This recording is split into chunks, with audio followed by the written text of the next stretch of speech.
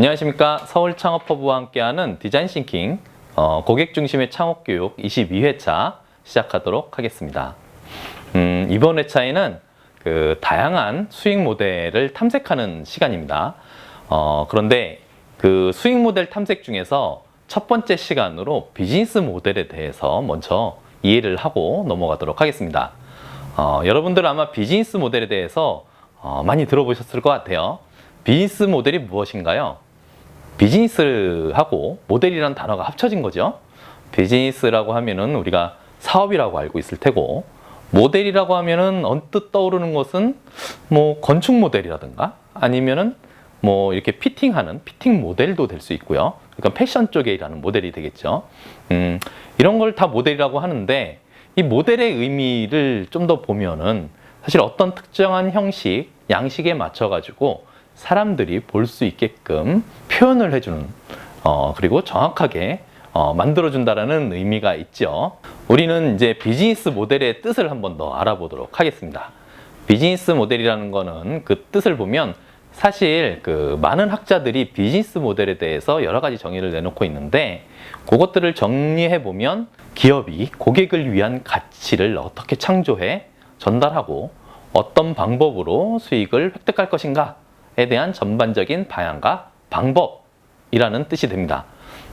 요 문구를 보고 한번 생각을 해보면 크게 한 3가지 정도로 그 구성 요소를 나눌 수 있을 것 같아요. 뭐냐 하면 고객이라는 구성 요소가 비즈니스 모델 안에 포함이 되어 있고, 또 하나는 그거에 따른 솔루션이 있다는 거죠. 그리고 또 하나는 그에 따른 사업성이 어떻게 되는지, 사업성에 대한 구성 요소가 비즈니스 모델에 있다고 할 수가 있습니다.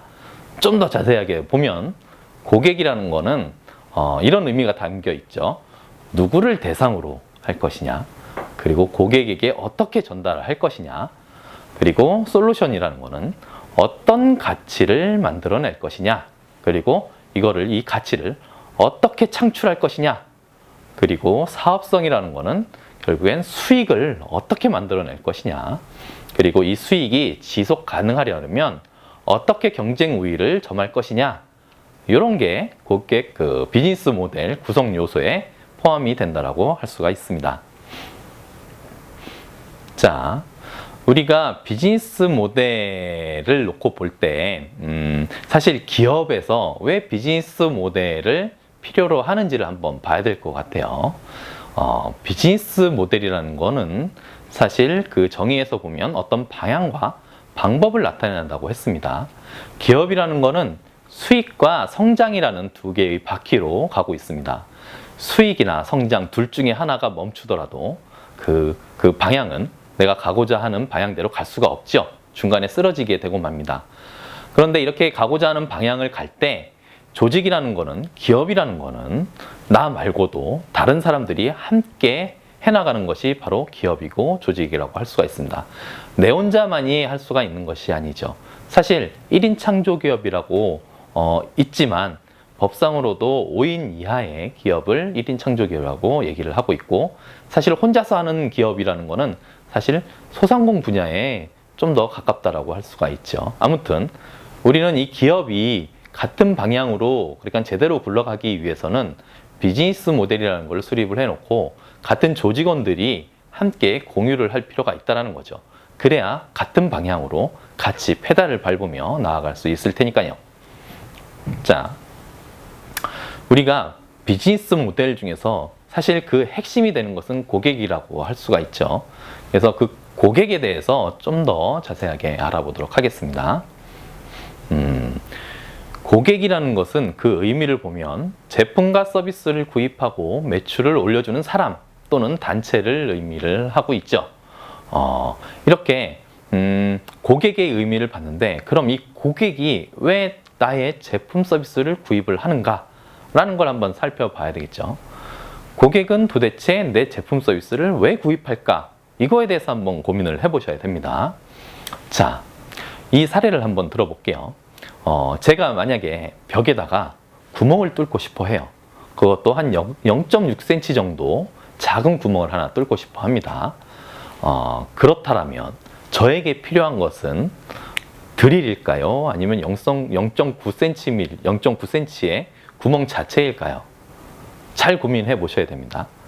제가 원하는 것, 결국엔 제가 무언가 풀고자 하는 문제, 과제는 0.6cm짜리 구멍이라는 거죠. 드릴 자체가 내가 원하는 과제는 아니다라는 겁니다. 우리가 이것을 다시 말하면 제품 서비스를 드릴에 비유할 수가 있고, 그 제품 서비스를 가지고 제가 풀고자 하는 무언가는, 어떤 과제는 0.6cm짜리 구멍이라고 할 수가 있겠죠. 자, 이렇게 의미를 보면 제품 서비스는 고객이 가지고 있는 과제를 해결할 어떤 수단이자 도구라고 할 수가 있습니다. 여기서 과제라는 거는 고객이 원하는 원츠가 될 수도 있고요. 필요로 하는 니즈도 될 수가 있습니다. 또는 풀고자 하는 어떤 문제를 통틀어서 다 과제라고 할 수가 있겠죠. 결국엔 제품 서비스의 개념은 고객 입장에서 보면 내가 갖고 있는 과제를 풀기 위한 하나의 수단, 도구다 라고 얘기할 수가 있다는 겁니다. 자, 이런 관점에서 보면 고객이 얻고자 하는 결과는 결국엔 제품 서비스를 구매한 이후에 발생이 된다고 할 수가 있죠. 제품 서비스는 내가 갖고 있는 문제를 풀기 위해 필요한 도구다 보니 이 문제를 푸는 것 자체를 통해서 이 문제가 풀어짐으로 해서 나에겐 어떤 가치가 생기는 거죠. 제품 서비스를 구매하는 것 자체가 나의 가치가 아닌, 그걸 가지고 푸는 것이 나의 가치라는 거죠. 이렇게 보면 고객이 해결해야 될 어떤 과제가 확장될 수가 있습니다. 무슨 얘기냐 하면 제가 0.6cm짜리 구멍을 뚫는 과정에서 생기는 모든 문제점, 그 문제점들을 풀기 위한 나의 어떤 과제가 다 고객 입장에서는 하나의 어떤 해결해야 될 문제라고 볼 수가 있다는 거죠. 구멍을 뚫는데 발생하는 먼지라든가 소음, 그리고 그 작업이 끝나고 나서 정리해야 될 이 모든 것들이 고객이 갖고 있는 과제가 된다는 겁니다.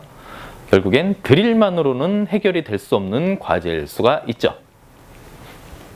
자, 또 이렇게도 생각을 해볼 수가 있습니다. 고객이 가지고 있는 과제를 해결할 어떤 수단과 도구는 많다라고 볼 수가 있죠. 무슨 얘기냐 하면 고객은 제품 서비스를 수단과 도구로 여기기 때문에 그 문제를 풀기 위한 방법은, 그런 수단과 도구는 다양할 수가 있다는 겁니다. 이렇게 되면 고객의 입장에서 어떤 경쟁 제품은 넓어질 수가 있습니다. 개념 자체가 같은 제품이 아닌 문제를 해결할 어떤 도구 개념으로 확장이 될 수가 있다는 거죠. 예를 한번 들어보겠습니다. 저 같은 경우는 지금 아들하고 딸이 있습니다. 둘 다 초등학생입니다. 근데 주말에 어딘가를 얘네들을 데리고 가고 싶어요. 시간을 보내야 돼요. 왜냐하면 집에서 가만히 있게 되면 아들과 딸이 보챌 테니까 어딘가에 가서 시간을 보내려고 할 겁니다.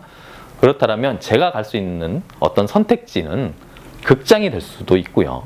아니면 아이들과 함께 놀 수 있는 어떤 놀이방이라든가 놀이시설들이 있는 어떤 유원지 같은 데가 될 수도 있겠죠. 놀이동산 같은 거죠. 이렇게 내가 풀고자 하는 과제에 따라서 그 제품 서비스는 산업 분야에서 보면 다르지만 나에게는 하나의 선택지, 하나의 경쟁 제품이라고 볼 수가 있다는 겁니다.